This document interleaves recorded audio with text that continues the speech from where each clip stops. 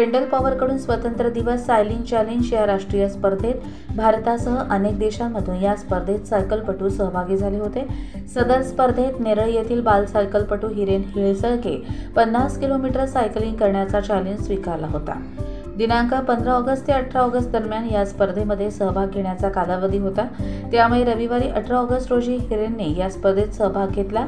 सकाळी 6:06 वाजता Neral police station येथून पोलीस हवालदार SB मोरे यांच्या शुभेच्छा घेत सायकलिंगला सुरुवात केली। पुढे वांगणी बदलापूर करत अंबरनाथ AYDC येथून पुन्हा रिटर्न नेरळ हुतात्मा सागर चौकात हिरेने शेवटचा थांबा 9:15 वाजता घेतला।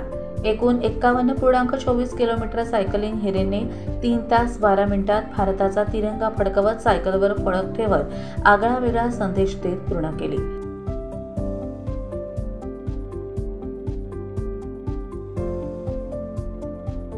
कर्जत लाईव्हसाठी महेश भगत, नेरळ।